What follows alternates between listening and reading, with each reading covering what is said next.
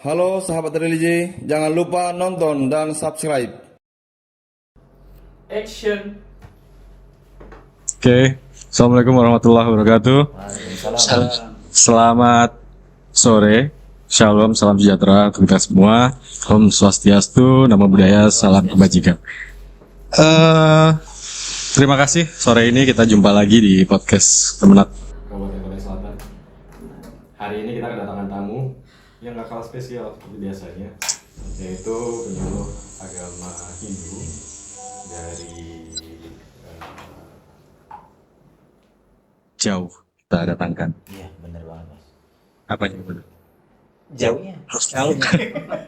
Oke, terima kasih, selamat datang buat Mas Haryono, buat Pak Haryono. Oke. Pak Haryono, gimana kabar? Astungkara sehat. Astunggara artinya apa, Pak? Astungkara sama dengan alhamdulillah. Sehat ya, Pak. Sama dengan alhamdulillah, cuman beda bahasanya ya. Kalau teman-teman di Katolik Kristen bilang puji Tuhan. Oh, oke, puji Tuhan, Astunggara. Kita belajar, Pak. Ya, Sebagai mengenal umat lebih yang baik. moderat, Benar. ya kan? Silakan, Pak Haryono. Kita enaknya manggil Pak, Mas, atau Romo. Romo yang mana ini? Semua boleh. Semua boleh. Iya, semua boleh, mana yang cocok dan enak. Yang penting, Di lidah. yang penting nggak Mbak aja ya. Ya, jangan. Oke, Mas Haryono silakan, mohon diperkenalkan diri. Bapak itu siapa? Bapak itu ngapain sih di Kemenak Konawe Selatan? Kemudian tugas Bapak itu apa? Oh. Silakan. Oke, baik. Pemirsa semua, teman-teman yang memonitor Kementerian Agama Kabupaten Konawe Selatan, khususnya yang ASN maupun yang masyarakat umum yang masih memonitor Kementerian Agama Konawe Selatan. Saya perkenalkan diri, nama Haryono. Ya, karena masuk sempat S1 ada gelarnya SAG. SAG-nya Ya. Hindu, agama Hindu. Sarjana Agama Hindu, dari alumni dari zaman dulu masih Sekolah Tinggi Agama Hindu Di? Negeri Denpasar. Oh, di Dan Denpasar. saya pendidikan terakhir di Denpasar, Bali. Ya, kemudian sempat ikut seleksi CPNS di Provinsi Papua. Oh, jadi dari Bali langsung ke Papua. Ya, dari Bali Tembaknya ya. seleksi CPNS-nya di Papua. Itu namanya Papua tembak langsung, Pak. Ya, Harusnya Bapak singgah dulu ke Sorong, Kak. Langsung Papua. itu kesempatan yang luar biasa karena pengalaman pertama merantau yang tidak pernah kita pikirkan. Nah, itu dia yang luar biasa. Yang ya biasanya larinya Maju dikit mungkin. Jawa, Bali. Ya, ini langsung bayang. yang Jauh, paling ya, Pak? ujung Nah. timur. Di Papua berarti Bapak CPNS-nya seleksinya apa waktu itu sempat seleksinya di Bali dulu, baru nanti penempatan di Papua atau langsung seleksi di Papua? Di Bali sempat mengikuti seleksi yang formasi tahun 2004, tapi tidak lulus. Kemudian ada seleksi yang formasi tahun 2005, tapi seleksinya di 2006. Nah, ada teman menyampaikan kalau di Papua ada formasi tapi belum ada yang mendaftar. Pokoknya ke sini. Kalau mungkin waktu itu Pak Haryono nggak daftar, mungkin nggak ada ya Pak yang daftar ya? Iya, kemungkinan besar. Yang juga kuota di sana juga mungkin banyak ya, Pak ya. Sehingga Bapak berani ke sana ini. Tidak, hanya satu. Hanya satu. Hanya satu. One and only. Hanya satu, dan tidak ada yang mendaftar karena mungkin pola pikir kita, teman-teman kita alumni sekolah agama Hindu itu pikirnya jauh sekali. Iya. Konsepsinya Papua masih hutan. Itu yang kadang membuat mentalnya turun duluan sebelum mau mendaftar. Ya, tadi 2000, berarti TMT-nya 2006. 2006. NIP, 1 di NIP itu April. 2006 ya, Ya. 1 April 2006. 2006, sorry. 2006. Nah, kesan. Ini kita cerita Ya. ngalir aja ya. Kita ngalir aja sambil kita cerita bagaimana pengalaman. Nah, pada saat tahun 2006 itu di Papua berarti berapa tahun lalu? Sekarang 2020. 18, Ayo. sekitar 18. Ya. Matematika saya merah. Pak. Enggak sih. Saya yakin Bapak semuanya merah. Cuman satu yang hitam. 18 Bahasa tahun daerah. yang lalu. 18 tahun yang lalu. 18 tahun yang lalu tentu kondisi Papua sangat berbeda dengan hari ini. Ya. Ya kan? Nah, gimana waktu itu Bapak? Kesan pertama Bapak menginjakan tanah di Papua. Apakah waktu itu di Papuanya langsung di Jayapura Bapak? Menginjakkan kaki pertamanya di Jayapura. Pesawat langsung dari Pesawat Denpasar, dari Denpasar, Jayapura. transit Timika, baru Jayapura. Terus dari Jayapura Bapak ditempatkan lagi di Kanwil atau di Kankemenak? Di Kemenak, Di mana itu? di Kemenak Kabupaten Nabire, Oh, Nabire. Nabire masih provinsi Papua ya waktu itu masih ya? provinsi Papua. Ah, coba dijelaskan Pak, bagaimana di Nabire? Nabire itu salah satu kabupaten yang wilayah kepulauan di Papua. Oh, Karena Papua ada pegunungan, ada pesisir. pesisir. Ya, ini Nabire termasuk bagian pesisir. Oh, saya luruskan. Kepulauan atau pesisir Pak? Pesisir. Pesisir ya? Ya, Oh, karena bukan pulau tersendiri dia. dia masih gabung dengan Pulau Masih Cendrawasih itu kan? Teluk Cendrawasih. Oke, lanjut. Itu terus di Nabire itu kalau kita lewat pesawat udara, lewat angkutan udara, zaman itu masih harus kita lewat Biak dulu. Kita Biak. naik pesawat ke Biak, dari Biak baru ke Nabire. Biak itu pulau sendiri kan? Ya, pulau sendiri. Oh, jadi Itu dari masih bagian Papua. Di pesawat lagi ya. Ya, zaman itu masih pakai pesawat yang kecil, Yang paling baik mungkin Pak. yang baling-baling, Baru yang Ya. merpati itu, yang merpati Itu bukan itu doreng. ya kita boleh main bambu merpati Pak. poker, yang isi 16, Nah, Kayak Surya, C16. isi 16, ya. Isi 16. Oke, oke. Jadi kalau ada kegiatannya di provinsi, Hmm. kalau ada kewajiban naik pesawat, jadi kita harus dari Nabire ke Biak. Biak, baru naik pesawat ke Jayapura. Jayapura. 1 kali perjalanan dinas habis anggaran SPD. Jelas. Iya 3 kali pesawat ya. Jelas, itu lebih mahal daripada Jayapura, Jakarta zaman itu. Zaman itu. Makanya kalau ada pejabat dari Jakarta yang datang mengisi acara, membuka atau menguji materi, tanya itu pasti, wih, kenapa lebih mahal daripada saya ke Jakarta? Pasti pakai, wih gitu ya Pak ya? Iya, Ya, ya.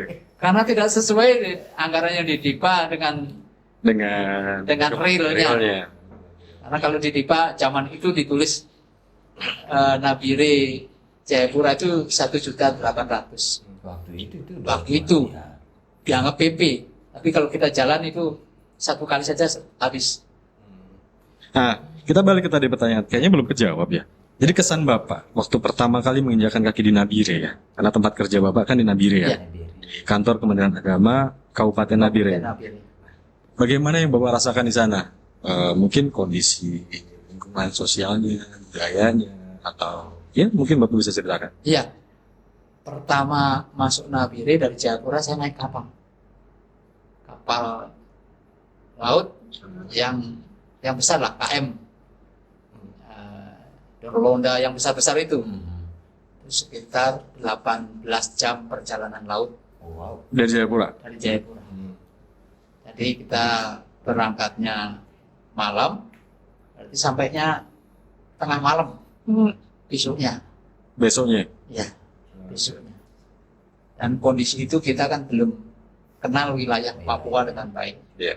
Jadi yang penting kita dapat tiket kapal, berangkat dengan mengandalkan komunikasi dengan teman-teman di Nabire. Zaman itu ada salah satu pejabat orang Bali yang pernah tugas di Jayapura, jadi kepala dinas di Nabire. Iya. Jadi kita komunikasinya begitu. Nanti saya datang ke Nabire, mohon bantuan nanti jemput Jemput. di pelabuhan. Ternyata beliaunya sakit dan menyampaikan untuk temannya yang jemput. Nah, Waktu itu belum terpikirkan Nabire kayak apa. Sampainya tengah malam, lumayan jauh pelabuhan dari kota Nabire 30 kilo. Kita dijemput hanya mengandalkan komunikasi per telepon.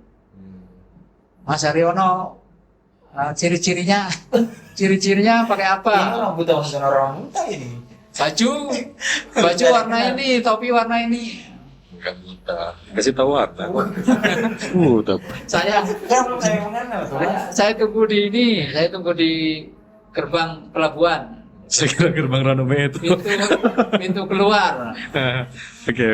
Ya, kapal bersandar, sampaikan saya sudah sandar kapalnya mau turun. Itu sore. Tengah malam. Tengah malam. Ya. Nah, akhirnya ketemu, yang jemput adalah namanya Pak Wayan Mintaya. Halo Pak Wayan. Halo dulu. Wayan Mintaya sekarang sudah purna tugas, sempat sekwan Di di Nabire. Nabire. Ya, kemudian dibantu beliau diajak ke kota Nabire. Karena Agak maju sedikit Pak. ya sepanjang perjalanan itu kan karena kita lama di kota di Denpasar kan sudah padat dengan lampu-lampu terang benderang rumah-rumah. Sampai di situ gelap gulita. Sampai situ dari pelabuhan masih terang. Keluar pelabuhan gelap semua, Memang nggak ada. pemukiman. Oh, Karena hutan betul ya? Ya. Nah malam, wah ini sudah kota kita ini, pikiran kita sudah wah kita benar-benar ditugaskan di hutan bener ini. Karena sepanjang jalan hampir setengah jam itu baru kelihatan lampu kelip. Mulai ada pemukiman. Kita pikir pemukiman, ternyata itu lampu-lampu di rumah sakit daerah masih menyala, yang lain sudah Ada. mati lampu, sudah padam. Memang listrik itu nggak ini ya, nggak 24 jam. Listrik 24 jam. Listrik 24 jam. Tapi karena memang jarak Karena pemukimannya yang Yang ini kosong lah. jauh. Sama kita kalau ke daerah di Sulawesi Tenggara ini, kalau yang kita ke pelosok itu banyak ruang yang kosong yang belum ada penduduknya. Oke, singkat cerita, ketika malam itu Bapak sampai, kemudian dengan kondisi wilayah yang gelap gulita ya, karena memang jarak antar pemukimannya masih agak jauh, gelap ya, lebih gelap dan mungkin sepi. Ya, Kemudian besoknya Bapak langsung berangkat ke Kemenak. besoknya belum, Besoknya masih belum? hari Minggu. Oh, masih hari Minggu. Masih besoknya hari Minggu. Jadi Ini dia satu ini perjalanan. ya kita numpang di rumahnya Pak Madi Bali Suyase namanya, yang Kepala Dinas Perikanan dan Kelautan. Sana menginap, besoknya kita diajak ke area pura komunitas umat Hindu yang komplek di SP1 di namanya daerah transmigrasi Satuan Pemukiman 1, pura yang terbesar di sana. Oh. Jadi hari Minggu kalau di Papua kita libur, semua aktivitas di kota ini yang usaha apa itu tutup semua. Jadi kita lewat kota tapi kotanya sepi karena tidak ada aktivitas ekonomi berjalan normal, semua aktivitas libur karena ya mayoritas umat Kristen. Jadi kan Hari Minggu adalah hari ibadah. Jadi kita juga beribadah ke pura, dia ketemu dengan ya. Kalau kita kan aktivitasnya lebih banyak hari Minggu karena diliburkan, kita belajar agama Hindunya untuk siswa-siswa itu di hari Minggu pakai sistem pasraman sekolah minggu itu. Jadi Bapak waktu itu datang sampai di Nabire, ya memang sendiri. Tapi sebenarnya di sana sudah banyak yang siap apa buat jemput, kemudian Ya. sudah siapkan tempat tinggal, kemudian jadi nggak terlalu ini sekali ya, apa namanya sok Shock culture. culture. Ada yang khusus-khusus lagi, salam, bahasa-bahasa salam-salam dari tubuh. Dengan kalau di Papua kan banyak suku.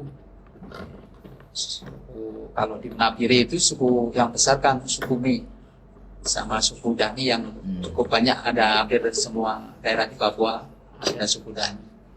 Jadi bahasa-bahasa kita mulai belajar komunikasi yang minimal salam khusus Ya. Kalau ketemu gampang kita merasa saudara.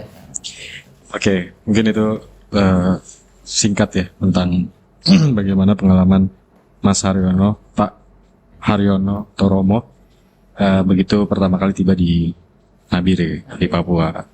Kemudian sampai di Nabire itu kan Bapak melamar sebagai penyuluh agama Hindu, Penyuluh. ya kan? Jadi karir pertama Bapak itu sebagai penyuluh agama Hindu. Iya. Fungsional langsung SK ya? pertama fungsional penyuluh agama. Oke. Kita mungkin pengen tanya ini tentang penyuluh agama Hindu di sana. Karena kan waktu itu formasi cuma satu. Iya. Sebelumnya apakah sudah ada penyuluh agama Hindu? Sebelumnya ada yang pengangkatan 2003. Oh, 2003. Ada penyuluh. Nah, itu kan berarti di sana masyarakat yang menganut agama Hindu berarti lumayan besar ya, Pak ya? Ya, kalau dihitung-hitung secara umum di Papua itu sekitar ada 2.000 sampai 3.000 Seluruh Papua atau di Nabire? jiwa. Bukan, seluruh Papua. Seluruh Papua. Itu. Ah. Kalau Nabire itu sekitar 400 sampai 500 jiwa. Jadi waktu itu seksi atau masih penyelenggara di sana? Waktu itu sudah ada struktur penyelenggara, tapi yang dulu penyelenggara itu sudah pindah ke Banyuwangi. Tapi DIPA ada sendiri. DIPA ada Pak sendiri. Gudi. Ya. DIPA ada sendiri. Sudah disiapkan. Hindu dengan masih gabung dulu dengan Dimas Hindu dengan Buddha. Udah. Oke. Tahun 2006 Bapak sebagai penyuluh agama Hindu di Kabupaten Nabire. Ya. Kemudian di sana itu kan berapa tahun kira-kira? Di Nabire itu 3 tahun. Nabire 3 tahun. Nah, oke. 2006 berarti sampai 2009. 2009 di Nabire. Kemudian setelah di Nabire langsung ke Konsel. Belum. Oh, belum. Masih Ke sini. mutasi naik ke penyelenggara Dimas Hindu Kabupaten Jayawijaya Pegunungan. Masih di situ juga. Ya, 3A masih ya? Papua. 3A ya waktu itu? Ya, 3A. 3A sudah naik jadi penyelenggara. Luar biasa. Ah. Itu karena nggak ada orang atau memang karena Bapak berprestasi? Karena tidak ada orang. Oke, maju dikit lagi. Iya, karena tidak ada orang. Itu salah satu kekurangan Orang sana. SDM di Dimas Hindu terutama. Karena banyak struktur Yang kuat. penyelenggara Dimas Hindu di Papua, tapi SDM-nya nggak ada. Jadi kita bergeser ke penyelenggara Dimas Hindu dan Buddha. Strukturnya masih gabung dengan Buddha. Berarti pindah kabupaten. Konawe Lawe Selatan. Jayawijaya. Jayawijaya. Waktu itu Pegunungan. masih Papua. Masuk Sekarang kan sudah menjadi ibu kota Papua Pegunungan. Papua Pegunungan. Nah, jadi kan sudah pindah ke Jayawijaya. Nah, di situ berapa tahun jadi penyelenggara? Di Jayawijaya itu 10 tahun. Wow. Dari 3 tahun. 10 tahun. 10 tahun di Bagus gitu. Wow. 10 tahun di Pegunungan. Emang Bapak rencananya jadi P3K berapa tahun? 10 tahun dalam. Kalau naik apa perubahannya ya? Ya, yang ya itu juga lumayan bikin shock juga. Tapi tiap tahun mudik gitu? Nah. Enggak. Berarti selama 13 tahun itu nggak pernah mudik ke... Nah, Bapak aslinya mana? dari Malang, Jawa Timur. Malang, Jawa Timur. Oh, jadi Malang, Jawa Timur. Kemudian Bapak kuliah di Bali, Denpasar. Saya dari SMP di Bali. SMP di Bali. SMP, SMA. Oh, terus kerja di Papua. Jadi selama di Papua, berarti berapa tadi? 13 tahun. 14 tahun. Itu nggak pernah pulang? Nah, Tapi nggak tiap tahun ya? nggak bisa tiap tahun. Oh, nggak bisa. Ya, modalnya kan Ongkos, besar. Mas. Ongkos, iya. Lanjut ini, Mas. Bapak pulang ke ND berapa tahun terakhir? Nggak bisa tiap tahun. 2015. Oke. Nah, berarti selama 13 tahun ya, tapi masih sering Ya, pulang. masih. Kemudian menikah di sana. Menikah saya di sini. Di sini di mana? Saya istri saya kan dari Konawe Selatan. Oh. Ketemunya di Itu ketemunya kehebatan Facebook. teknologi. Facebook. Dari Facebook turun ke hati. Kenalan lewat telepon. Nah, Terus kesini demi lamar, demi menikah di Jawa. menikahnya di Jawa. Di Jawa. Istri tapi asli sini memang. Asli sini. Oh, Konawe Selatan. asli Gunung Selatan. Oke. Kita lanjut ya. Kita langsung ke itu tadi kan cerita ya. Makanya kemudian selama 13 tahun Mbak Romo pindah ke Konawe Selatan ya. Nah, di Konawe Selatan ini kan kita Oh belum. Oh, belum. Harus pindah ke provinsi dulu. provinsi mana itu? Ke provinsi Sulawesi Tenggara karena saya minta pindahnya ke provinsi Sulawesi Tenggara. Oh, Ke Kanwil dulu. Oh, kan dulu. Ya. Masih penyuluh agama Hindu. Belum. Statusnya staf atau CFO pindah ke Kanwil. Oh iya, dari sebelumnya kan Bapak penyelenggara. Penyelenggara kan struktural ya. Terus pindah jadi JFU ya. CFO. Ya. Baru uji kom lagi atau enggak itu untuk jadi Enggak.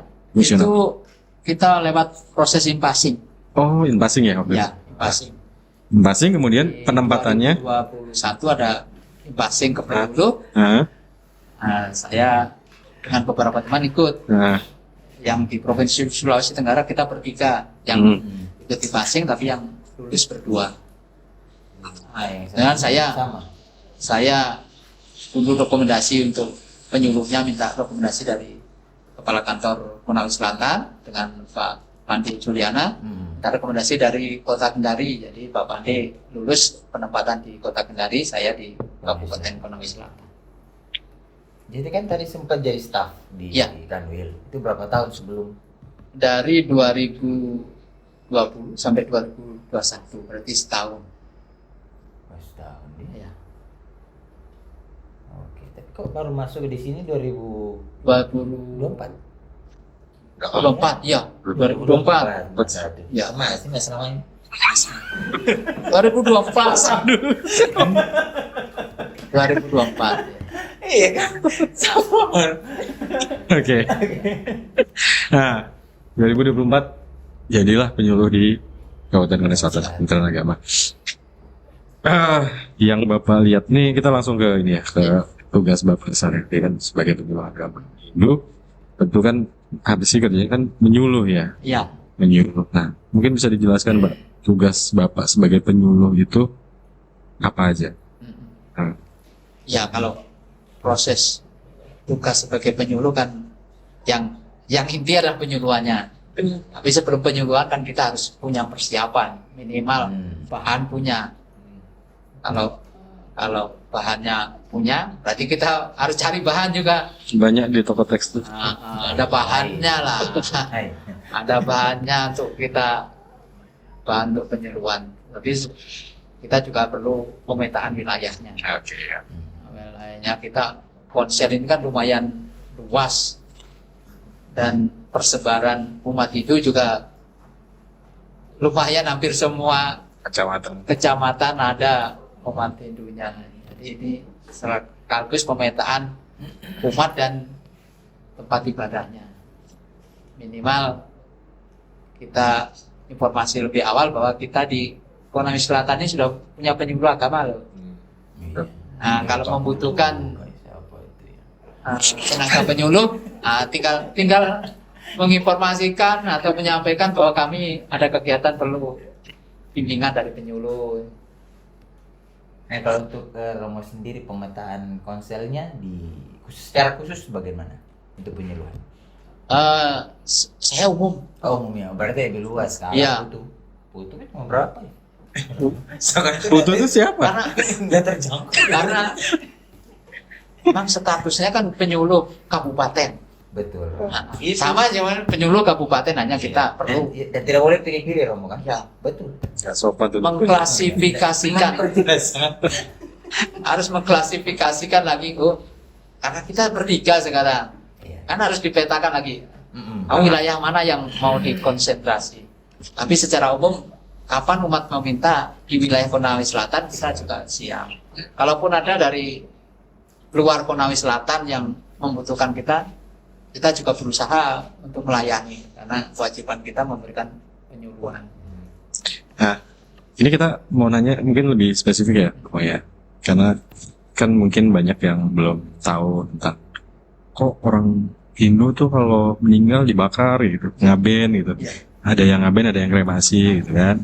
Nah, ini kan sebenarnya kita tertarik pengen tahu gitu. Ya. Pengen tahu, kadang kalau kita lewat jalan pas lagi ada upacara kayak gitu kan penasaran kita, pengen berhenti buat lihat. Nah, mungkin bisa diceritakan kalau misalnya kita ngomong ngaben dulu lah ya. itu.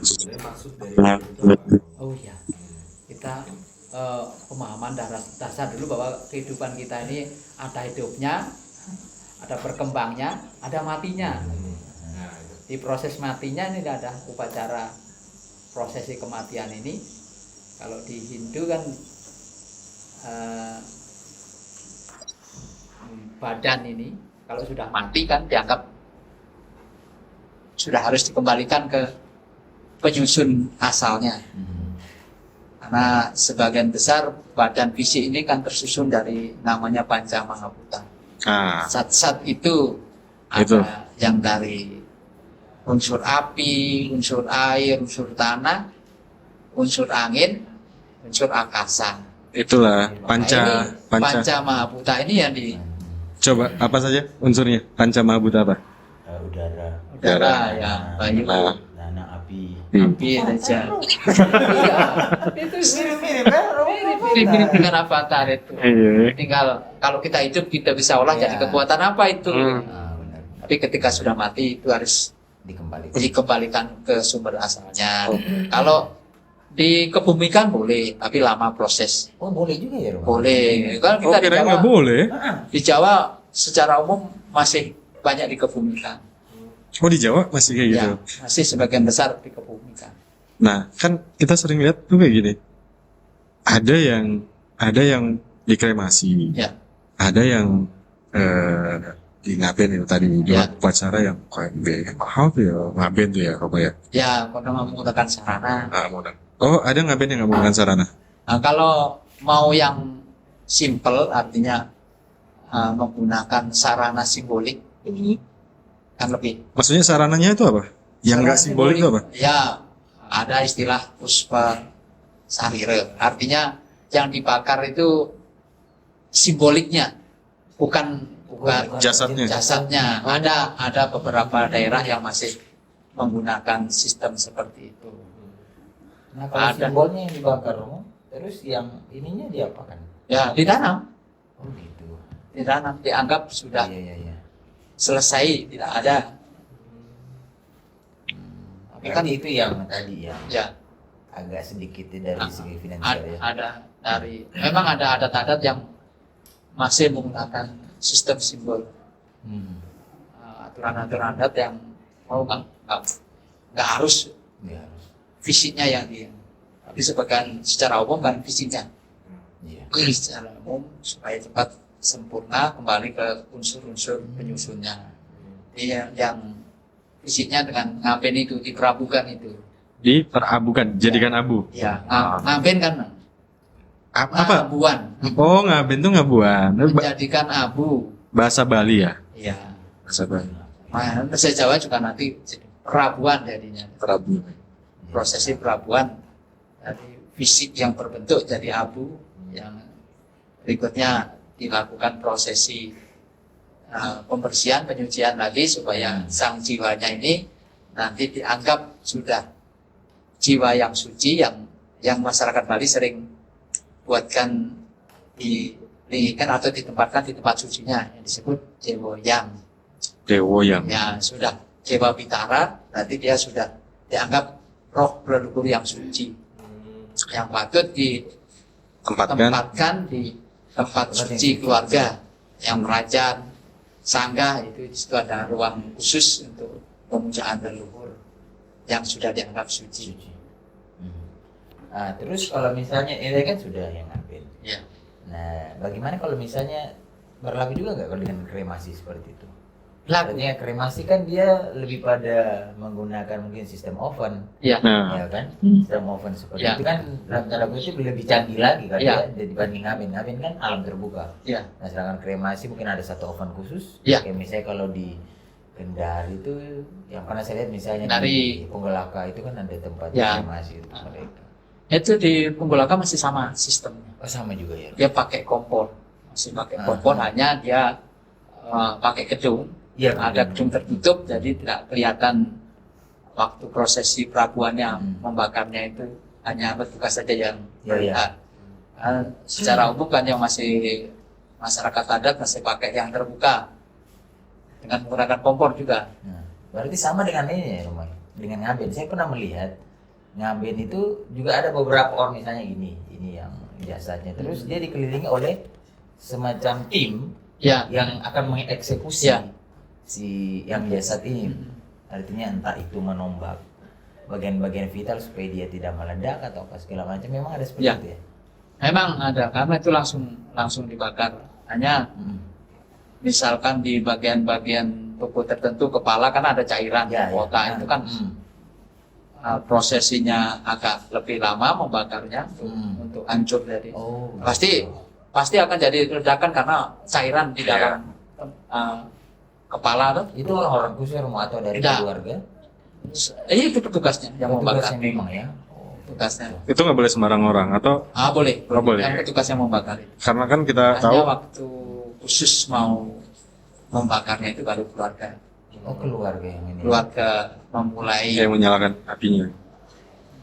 memulainya dulu, menyalakan api dalam gasnya itu. Iya. Ah, Kan ada bisa yang pakai kayu atau juga ada yang pakai gas itu. Ya, kalau kayu sekarang sudah sangat ya. Oh, jarang ya. jarang. Sekarang Hanya di Papua yang masih pakai kayu. Sampai sekarang. Di Papua khusus masyarakat adat di Wamena, di Jayawijaya itu masih masyarakat masih membakar Oh, berarti mirip ya. jenazah Dia pakai dulu ya. ya, masih pakai kayu. itu kalau pakai gas kira-kira misalnya ini maaf ya, Ya. maksudnya kita kalau misalnya kita bakar pakai gas itu kira-kira habis berapa tabung gitu Romo kalau untuk sampai benar-benar jadi abu gitu. Itu kalau saya tanya-tanya itu sekitar 12 gas, berarti yang 3 kilo berarti 30-an ya, 30 kilo. Banyak ya. 12 Berarti kan banyak matanya itu. Sekitar- Tapi sekitar 2 jam 2 jam. untuk jadi abu. oke. Tadi Romo kan menyampaikan bahwa ada di Wamena masih begini. Kemudian di Jawa masih ada yang pakai ditanam gitu. Ya. Kemudian di sini apakah memang ini maaf karena saya nggak tahu ya. Ya. Saya bukan mau tanya. Apakah memang Hindu itu di berbagai daerah itu ada perbedaan-perbedaannya gitu dalam melaksanakan ritualnya? Ya, Beda ya? ya. Itu gitu. Pasti karena semua daerah, semua kalau konsep itu ada konsep Tradisional. apa namanya, desa kala patre, desa kala tapwe.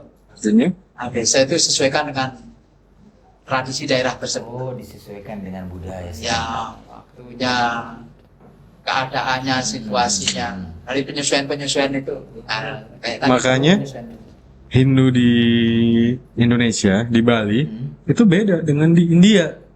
Iya. Ya kan? Maksudnya Ya. tradisinya atau rangkaian acaranya Upacara keagamaan. karena beda. Walaupun tetap Tuhannya sama, Walaupun- dewanya sama, Ya, intinya prinsip dasarnya sama. prinsip dasarnya sama. Tapi dalam praktek ritual keagamaannya pasti ada perbedaan-perbedaan. Termasuk di Bali sendiri, masing-masing wilayah pasti Iya. punya Ada perbedaan. Nah, kebanyakan Hindu yang ada di Indonesia itu kan yang saya tahu nih, Ya. Romo nih, ini hanya di Bali, Jawa sebagian ya. Kemudian di daerah lain mungkin kecil-kecil, kalaupun ada itu kebanyakan transmigran dari Bali Jawa. atau dari Jawa gitu. Nah, tapi saya pernah dengar, saya pernah nonton ya, Ya. Hindu yang asli Kalimantan. Ya. Nah, itu Romo. Ada. Itu namanya Hindu Hindu Kaharingan di Kalimantan Tengah ya. Kalimantan Tengah cukup besar rumah Hindu Kaharingan. Dan itu memang asli Kalimantan. Asli dan nama tempat ibadahnya juga beda. Namanya beda. Nah, mungkin namanya beda. Bisa diceritakan Romo. Ini kan seru kan. Ini banyak yang teman-teman belum tahu ya. Iya. Nah, mungkin bisa diceritakan bahwa Hindu ternyata tidak hanya dari Bali. Ya. Nah, Hindu ada di Kalimantan juga, ada di Jawa juga. Kayak begitu. Iya. Hanya Kalau di Hindu di Indonesia. yang spesial lah, yang dari kesukuan kita ada umat Hindu yang Kaharingan. Ini bisa ditarik sedikit mic-nya Romo biar. Yang Kalimantan Kaharingan. Kemudian di Karo, Hindu Batak Ada juga. Ada Karo. Asli suku Ya, Batak. asli suku Batak. Kemudian kalau kita ke Sulawesi Selatan ada Hindu Mamasa. Itu masuk ke Sulawesi Barat. Barat. Barat ya, Mamasa. Kemudian ke selatan ada Hindu Sidrap. Semua asli. Talutang asli. Hanya beda di itu praktek upacaranya. Kemudian penyebutan tokoh-tokoh rohaniawannya, tempat ibadahnya beda. Oh beda Ya. Beda. Hanya namanya saja. Tapi kan tetap ada pura. Bukan, mereka sebutannya bukan pura. Oh, bukan pura. Kalau dulu kita di Jawa kan sering menyebut dengan sanggar pamujaan. Iya, iya, iya. Sanggar tempat pemujaan. Kalau di Bali terkenalnya pura. Kalau dulu di Jawa kan candi-candi. Candi. Iya, iya. Kalau di Kalimantan Tengah itu, di Kaharingan itu disebut basara, balai basara, Balai Basah. tempat pemujaannya. Kenapa bisa jadi beda Romo penyebutannya? Misalnya saya secara pribadi, saya pikir orang Bali ini meskipun dia di berbagai tempat, tapi misalnya tempat penyembahannya itu kurang. Ya, Gitu kenapa bisa beda? Apakah memang sangat berhubungan dengan adat istiadat setempat atau bagaimana? ya sangat berhubungan dengan adat. Begitu. Karena acuan teman-teman di Kaharingan kan kita panatuan, artinya kebudayaan dari orang-orang tuanya itu kan yang dibukukan jadi acuan. Oke. Nah, Gitu. kalau Benar. secara umum di Indonesia ini kan pura tempat Ya, ibadahnya itu betul Romo. secara umum, tapi ada yang khusus Hmm. yang berangkat dari leluhurnya. Dan mungkin bentuk puranya pun beda ya. Beda, Ya, dia kayak- karena balai bentuknya seperti rumah. Kayak pendopo gitu model. Pendopo ya, kalau di Jawa itu sanggar pamujaan itu kan seperti Iya. apa, langgar. Kalau Langgar. teman muslim dulu di kampung itu langgar, musola lah, musola seperti itu gaya-gayanya, bukan terbuka. Tapi kan kalau di Jawa kan tetap ada kayak model candinya. Ya, Ada model kayak gapuranya apa. Nah, itu kan kalau kayak di tadi ini karo. sekarang Oh, model konsep pura dengan style candi ya. Hmm. Kalau dulu zaman saya masih kecil itu masih sanggar, Nggak ada kayak gitu-gitu. bentuknya kayak aula, di dalamnya baru ada simbol-simbol pemujaan, masih tertutup. Berarti tetap kayak rumah gitu ya? Ya. Iya. Nah, sekarang yang ada lagi di Maluku ada Hindu Kai, Tani Oke, Pulau K. Ya, sama di Maluku lagi apa di beberapa suku Nahulu. Nah, yang jarang terekspos sekarang baru muncul. Oh, bangsanya ada di sana. Begitu ya. Oke, menarik Roma. Nah, terus kayak gini. Tadi kita sudah bahas soal ngaben, soal pembakaran Ya. seperti soal kematian. Nah, saya pernah mendengar bahwa dalam Hindu juga dikenal yang namanya reinkarnasi. Ya. Ya kan? Artinya di mana pandangan Hindu soal kehidupan setelah kematian? Ya. Apakah langsung mengalami reinkarnasi atau bagaimana? Ya. Atau memang ada tahap-tahapannya? Atau misalnya sudah mati, sudah dibakar, sudah Selesai ya. aku selesai udah Ya. terserah gitu.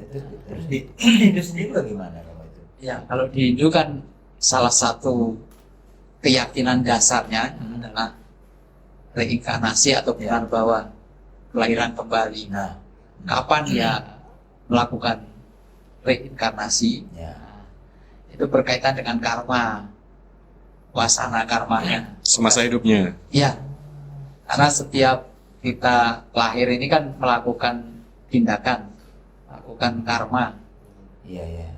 Nah, itu nanti itu ngomongin surga neraka lagi. Iya. Karena kalau di kitab itu kan ada surga, neraka itu sebagai salah satu tempat mampir, Oh. bukan tujuan utama. Kalau banyak melakukan kebaikan, maka dia akan mengalami surga dulu.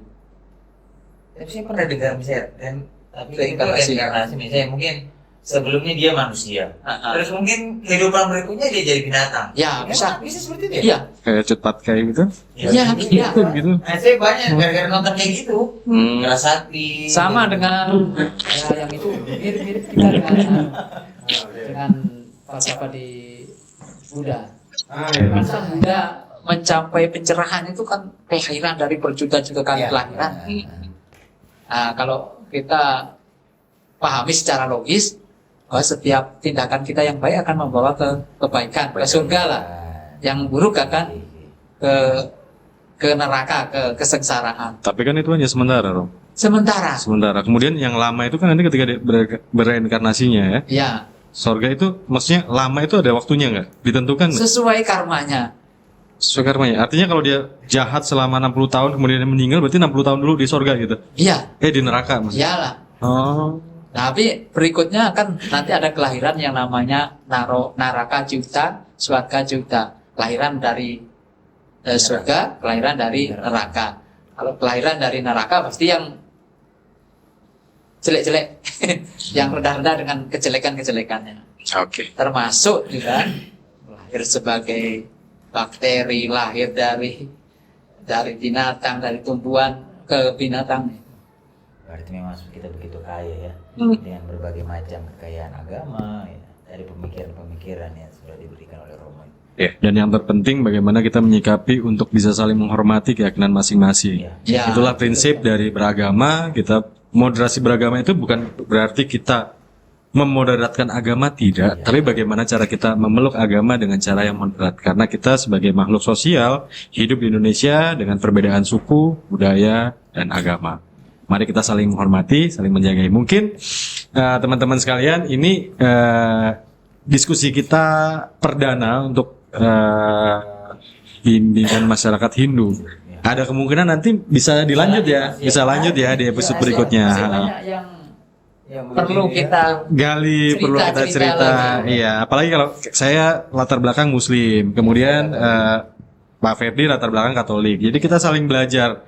Saling belajar bukan berarti kita ingin kita pengen kemudian pindah atau apa enggak, tapi kita pengen tahu supaya kita bisa ingin tahu, bisa menghormati satu sama lain, tapi kita tetap bangga dengan apa yang kita itu yang terpenting. Baik, terima kasih teman-teman semuanya. Terima kasih Pak Haryono sudah berkenan mampir. Nanti kita lanjut lagi ya. Siap. Nah, teman-teman Kemenak, terima kasih. Akhir kata, wassalamualaikum warahmatullahi wabarakatuh. Om Santi Santi. Terima kasih.